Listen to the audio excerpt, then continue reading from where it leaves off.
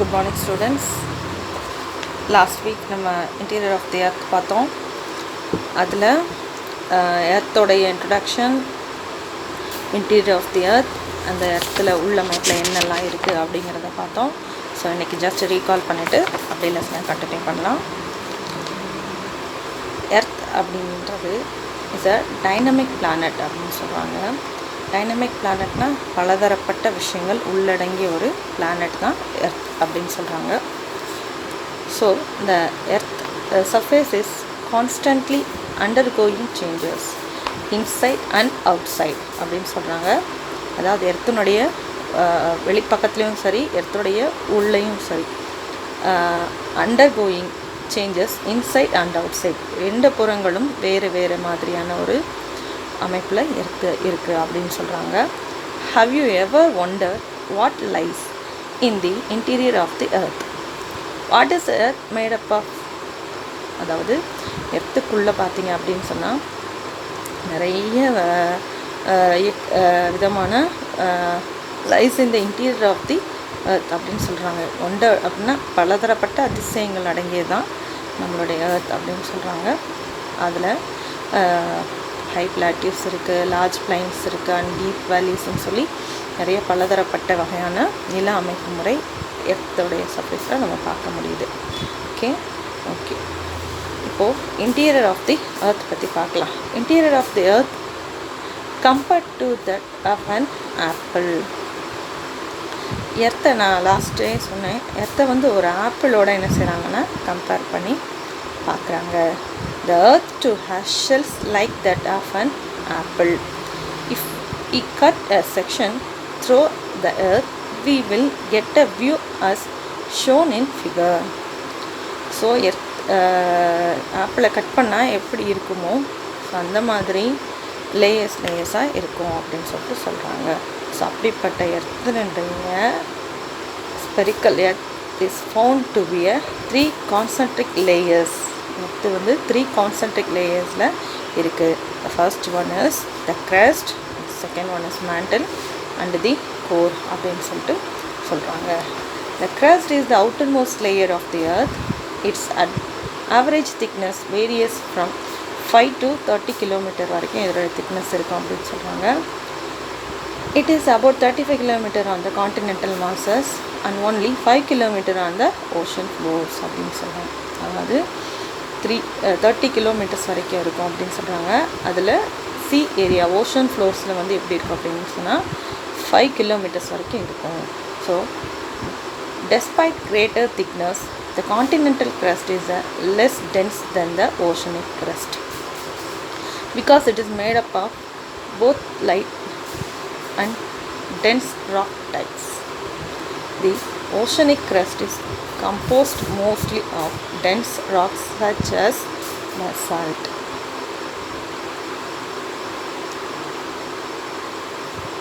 அதாவது ocean crest continental crest density நல்லா கம்மியாக இருக்குது அப்படின்னு சொல்கிறாங்க. ஏன் இந்த ஓஷனிக் கிரஸ்ட்டு டென்சிட்டி கம்மியாக இருக்குது அப்படின்னு பார்த்தா it's made up of light and dense rock அப்படின்னு சொல்கிறாங்க. அதில் காணப்படுற ராக்கினுடைய வேரியேஷனை வச்சு தான் அப்படி இருக்குது அப்படின்னு சொல்கிறாங்க. ஸோ அது எப்படி இருக்கும் அப்படின்னா, so it's collectively referred as the sial அப்படின்னு சொல்கிறாங்க. அதாவது the crust comprise 2 distinct parts. The upper part consists of granite rocks and forms the continent. It has main mineral constituents of silica and alumina. So it is collectively referred to as, அதாவது கிரஸ்டோடைய அப்பர் பார்ட்டில் என்ன இருக்கும் அப்படின்னு சொன்னால் silica and alumina இது ரெண்டும் சேர்ந்து soil அப்படின்னு சொல்கிறாங்க. It has an average density of 2.7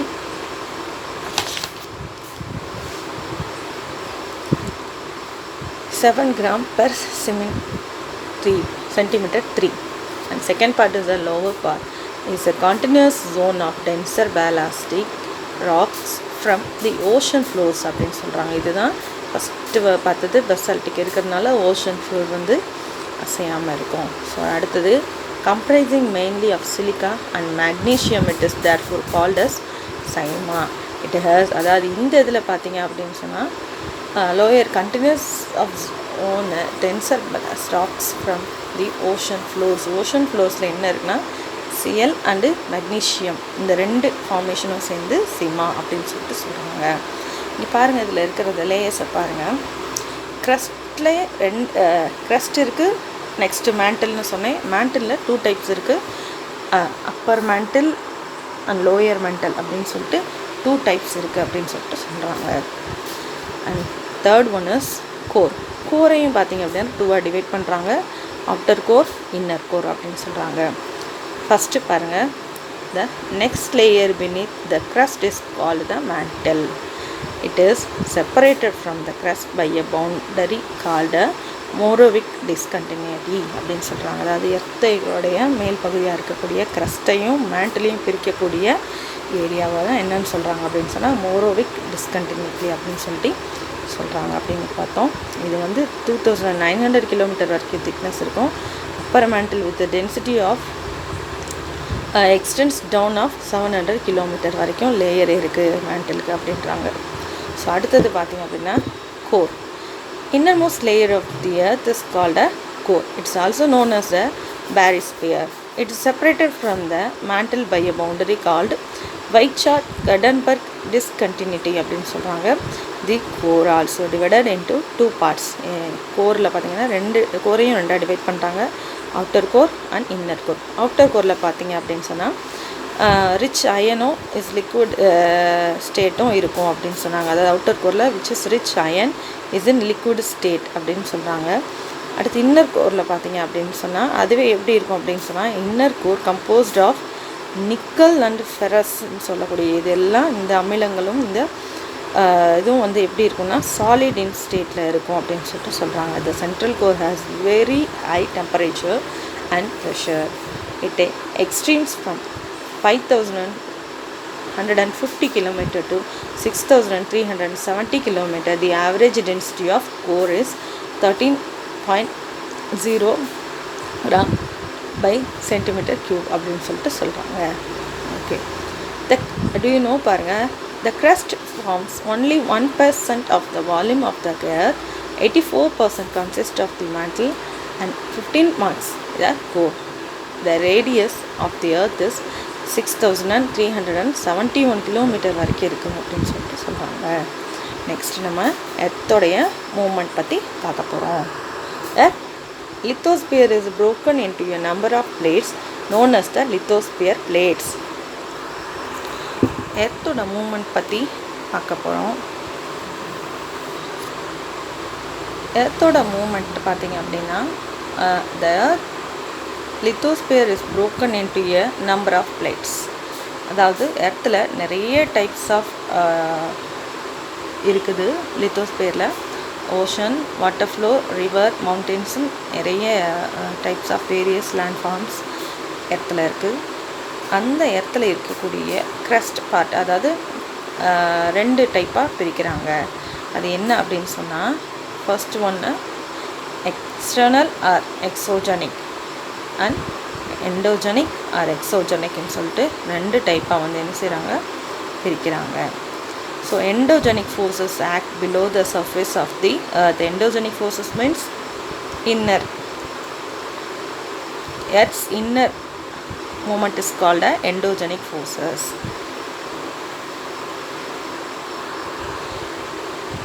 Endogenic forces act below the surface of the earth. எர்த்தனுடைய உள்ளமைப்பில் வரக்கூடிய விஷயங்களை தான் எண்டோஜெனிக் ஃபோர்ஸஸ் அப்படின்னு சொல்லிட்டு சொல்கிறோம். ஸோ அப்படியாக பார்க்கும்போது என்னென்ன வரும் அப்படின்னு சொன்னால் எர்த்குவைக், வால்கனோஸ், இந்த மாதிரியான விஷயங்கள்லாம் இருக்குது அப்படின்னு சொல்லிட்டு சொல்கிறாங்க. The Earth 200 million ago ஒரு மிகப்பெரிய லேண்ட் மாஸாக தான் இந்த வேர்ல்டில் வந்து லித்தோஸ்பியர், அதாவது ஏரியா, நில ஏரியா வந்து இருக்குது, லேண்ட் ஏரியா இருந்துச்சு. ஸோ அதை வந்து பாங்கியா அப்படின்னு சொல்கிறாங்க. அதாவது சூப்பர் காண்டினென்ட். இந்த தியரியை சொன்னவர் யார் அப்படின்னு கேட்டால் ஜெர்மன் மெட்ராலஜிஸ்ட் ஆல்ஃப்ரட் வெக்னர் அப்படின்னு சொல்லிட்டு சொல்கிறாங்க. ஸோ நிலம் முழுமையும் ஒரே நிலமாக 7 காண்டினென்ட்ஸ் தனியாக பிரியலை. ஆரம்ப காலகட்டத்தில் ஒரே ஒரு மிகப்பெரிய ஒரு லேண்ட் மாஸாக தான் இருந்துச்சு. ஸோ அது என்ன ஆச்சு அப்படின்னு சொன்னால் பூமியில் வெடிப்பு ஏற்பட்டு என்னாச்சு அப்படின்னு சொன்னால் அந்த காண்டினென்ட்ஸ் வந்து 7 பீசஸாக பிரிஞ்சு போச்சு அப்படின்னு சொல்கிறாங்க. ஸோ காண்டினென்ட் படிப்பீங்களா, 7 காண்டினென்ட், அதை தான் 7 காண்டினென்ட்ஸ் அப்படின்னு சொல்லிட்டு நம்ம படிக்கிறோம். அந்த 7 காண்டினென்ட்ஸும் என்ன, காண்டினென்ட் அப்படின்னாலே என்ன அர்த்தம் அப்படின்னா land area is called a continent.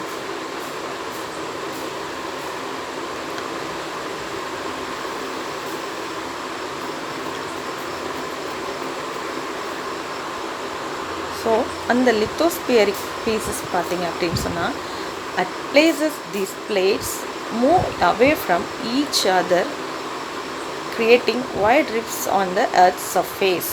அதாவது லித்தோஸ்பியர் வந்து ஓஷன் பிளேட் அண்ட் காண்டினென்டல் பிளேட்டுன்னு 2 டைப்ஸாக டிவைட் பண்ணுறாங்க.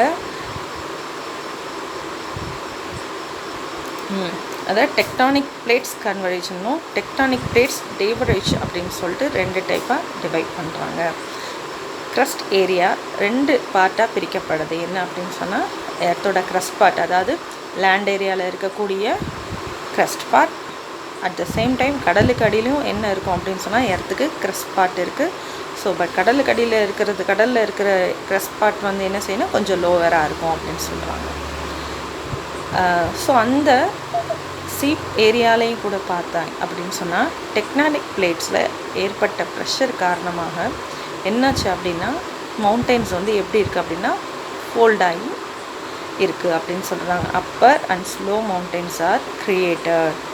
So downward slope is syncline, அந்த upper mountain is called anticline அப்படின்னு சொல்கிறாங்க. So the mountains are the 2 kinds of mountains. Old fold formed million of years ago. Old fold formed millions of years ago. And young fold still being formed by Himalaya. Alps mountain is a good example. Sometimes the movement of the tectonic plates, it cracks from fractures on the surface of the earth.